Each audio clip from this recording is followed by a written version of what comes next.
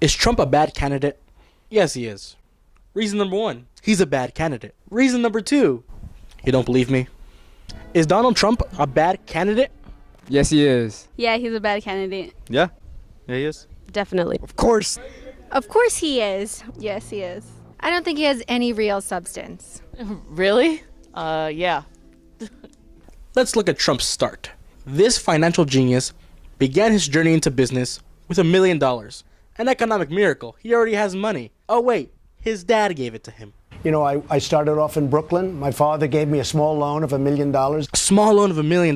That's 11 years in Harvard. Or the same amount of money I would have if I were given $1 every single time Trump says something stupid. A bit of a rough start, right? Jump ahead 20 years.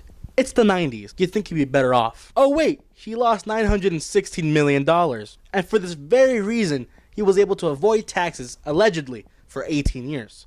He calls himself smart for this. If it weren't for the fact that his accountant found all these legal loopholes. This is all based on a leak. Trump has not released his tax returns. The last presidential candidate to not release his tax returns was Richard Nixon. We all know how that ended up. Not enough? A year ago, Trump was willing to pay for his own campaign. Now he'll gladly take your money and give you a shout out for it. If he can't use yours, he'll simply use his foundation's money, charity money. For what uses, you may ask? Settling lawsuits, buying a self-portrait for $10,000, buying Tim Tebow's helmet for $12,000. Seriously? $12,000 for a helmet? And you'd think with all these advantages, the man would be successful business-wise. Raise your hand if you've heard of Trump Shuttle, Trump Magazine, Trump World Magazine, Trump University, Trump Vodka, GoTrump.com, and finally, Trump Steaks. No, seriously. Meat, steaks, sold at sharper image. I'm not kidding. If you've never heard of him, that's because all these companies folded or went bankrupt. This is the guy who wants to build a wall. Mathematically, it's going to add up to $25 billion. Trump-atically, 50.